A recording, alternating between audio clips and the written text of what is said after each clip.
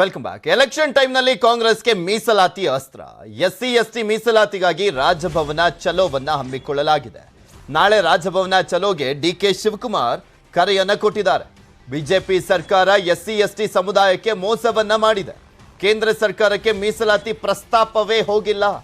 ಸರ್ಕಾರ ಕಳಿಸಿದ್ರೆ ಸಂಸತ್ನಲ್ಲಿ ಚರ್ಚೆಗೆ ಬರಬೇಕಾಗಿತ್ತು ಅಂತ ಕೆಪಿಸಿಸಿ ಅಧ್ಯಕ್ಷ ಡಿಕೆ ಶಿವಕುಮಾರ್ ಹೇಳಿದ್ದಾರೆ. ಮೀಸಲಾತಿ ವಿಚಾರದಲ್ಲಿ 25 ಸಂಸದರು ಸುಮ್ಮನಿದ್ದಾರೆ.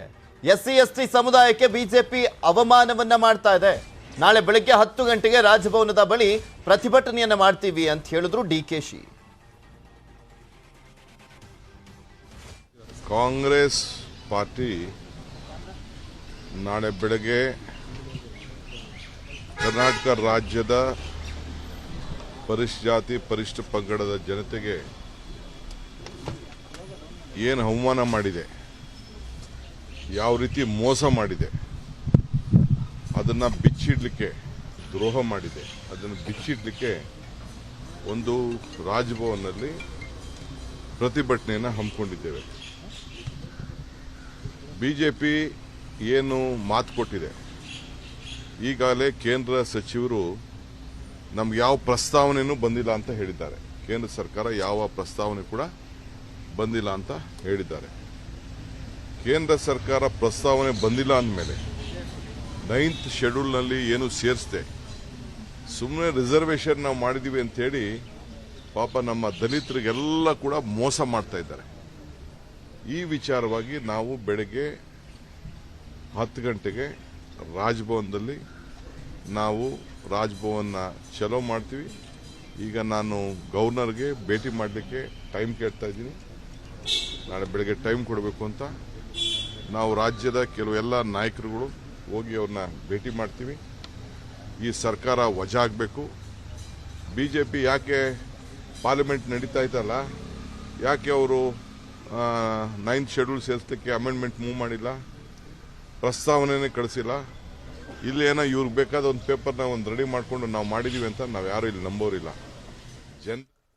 ಇದ್ರ ಬಗ್ಗೆ ಇನ್ನಷ್ಟು ಮಾಹಿತಿಯನ್ನು ನೀಡ್ತಾರೆ ನಮ್ಮ ಪೊಲಿಟಿಕಲ್ ಬ್ಯೂರೋ ಮುಖ್ಯಸ್ಥರಾಗಿರುವಂತಹ ಚಿದಾನ್ ಪಟೇಲ್ ನಮ್ಮ ಜೊತೆ ದೂರವಾಣಿ ಸಂಪರ್ಕದಲ್ಲಿ ಜಾಯ್ನ್ ಆಗ್ತಾರೆ. ಚಿದಾನ್ ಪಟೇಲ್, ಎಸ್ಸಿ ಎಸ್ಟಿ ಮೀಸಲಾತಿ ವಿಚಾರಕ್ಕೆ ಸಂಬಂಧಪಟ್ಟಂತೆ ರಾಜಭವನ ಚಲೋವನ್ನು ಹಮ್ಮಿಕೊಂಡಿದೆ ಕಾಂಗ್ರೆಸ್. ಯಾವ ರೀತಿಯಾಗಿರುತ್ತೆ ಈ ಒಂದು ಹೋರಾಟ, ಮತ್ತೆ ಇದು ಯಾವ ರೀತಿಯ ಕಾಂಗ್ರೆಸ್ಗೆ ಅಸ್ತ್ರವಾಗ್ತಾ ಇದೆ, ಬಿಜೆಪಿಗೆ ಮುಜುಗರವನ್ನ ತರ್ತಾ ಇದೆ ಅಂತ? ಪೃಥ್ವಿರಾಜ್ ಹಾರ್ನಳ್ಳಿ, ಪ್ರಮುಖವಾಗಿ ಬಿಜೆಪಿ ಸರ್ಕಾರ ಪರಿಶಿಷ್ಟ ಜಾತಿ ಮತ್ತು ಪಂಗಡದ ಸಮುದಾಯಕ್ಕೆ ಮೋಸ ಮಾಡಿದೆ ಅಂತೇಳಿ ಕಾಂಗ್ರೆಸ್ ಆರೋಪವನ್ನು ಮಾಡ್ತಿರುವಂತದ್ದು. ಇನ್ನೂ ಕೂಡ ಸದನದಲ್ಲಿ ಬಿಲ್ ಪಾಸ್ ಆಗಿದ್ದು ಕೂಡ ಕೇಂದ್ರ ಸರ್ಕಾರಕ್ಕೆ ರಾಜ್ಯ ಸರ್ಕಾರ ಯಾವುದೇ ಮೀಸಲಾತಿ ಪ್ರಸ್ತಾಪವನ್ನೇ ಕಳಿಸಿಲ್ಲ ಅನ್ನೋದು ಸದ್ಯದ ಸುದ್ದಿ.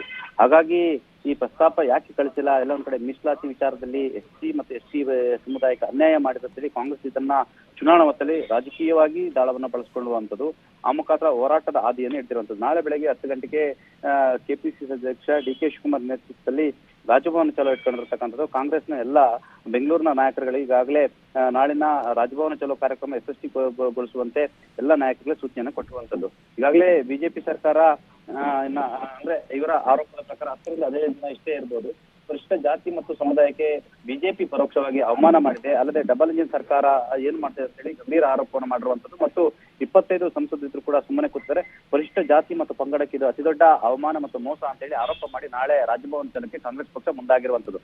ಆದ್ರೆ ಮತ್ತೊಂದು ಕಡೆ ಮುಖ್ಯಮಂತ್ರಿ ಬಸವರಾಜ ಬೊಮ್ಮಾಯಿ ಇದಕ್ಕೆ ತನ್ನದೇ ಆದ ರೀತಿ ಮತ್ತು ರಿವಾಜ್ ಇರುತ್ತೆ, ಕಾನೂನು ಇರುತ್ತೆ, ರಾಜ್ಯಪಾಲರ ಹತ್ರ ಹೋಗ್ಬೇಕು, ರಾಜ್ಯಪಾಲರಿಂದ ಕೇಂದ್ರ ಸರ್ಕಾರಕ್ಕೆ ಹೋಗ್ಬೇಕಂತ ಹೇಳಿ ಈಗಾಗಲೇ ಹೇಳಿರುವಂತದ್ದು. ನಾವು ಪ್ರಸ್ತಾಪವನ್ನ ಕಳಿಸ್ಕೊಡ್ತೀವಿ, ಅದಕ್ಕೆ ಅದರದೇ ಆದ ನಿಯಮ ಇದೆ, ಆ ನಿಯಮದ ಪ್ರಕಾರವೇ ನಾವು ಕಳಿಸ್ಕೊಡ್ಬೇಕಂತ ಹೇಳಿ ಈಗಾಗಲೇ ತಿರುಗೇಟನ್ನು ಕೊಟ್ಟುವಂಥದ್ದು. ಮತ್ತೊಂದು ಕಡೆ ಕಾಂಗ್ರೆಸ್ ಪಕ್ಷ ನಾಳೆ ಪರಿಶಿಷ್ಟ ಜಾತಿ ಮತ್ತು ಪಂಗಡದವರಿಗೆ ಅನ್ಯಾಯ ಆಗಿದೆ ಅಂತ ಹೇಳಿ ರಾಜಭವನ ಚಲಕ್ಕೆ ಮುಂದಾಗಿರುವಂತದ್ದು. ಪೃಥ್ವಿ.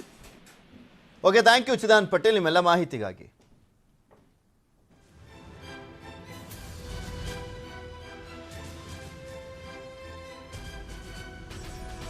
ಸರ್, ಕಾಂಗ್ರೆಸ್ಗೆ ಈಗ ಮೀಸಲಾತಿ ಅಸ್ತ್ರ ಸಿಕ್ಕಿದೆ. ಎಸ್ಸಿ ಎಸ್ಟಿ ಮೀಸಲಾತಿ ವಿಚಾರಕ್ಕೆ ಸಂಬಂಧಪಟ್ಟಂತೆ ಕೇಂದ್ರ ಸರ್ಕಾರಕ್ಕೆ ಕಳಿಸಿಲ್ಲ ಅಂದ್ಬಿಟ್ಟು ಈ ಒಂದು ವಿಚಾರದ ಬಗ್ಗೆ ಹೋರಾಟವನ್ನ ಮಾಡಲಿಕ್ಕೆ ಕಾಂಗ್ರೆಸ್ ಮುಂದಾಗಿರುವಂಥದ್ದು. ಅದಕ್ಕೆ ಡಿಕೆ ಶಿವಕುಮಾರ್ ಅವರು ಕರೆಯನ್ನ ಕೊಟ್ಟಿದ್ದಾರೆ. ರಾಜಭವನ ಚಲೋವನ್ನ ಹಮ್ಮಿಕೊಳ್ಳಲಾಗಿರುವಂಥದ್ದು. ನಾಳೆ ಬೃಹತ್ ಪ್ರತಿಭಟನೆಯನ್ನ ಮಾಡಲಿಕ್ಕೆ ಮುಂದಾಗಿದ್ದಾರೆ.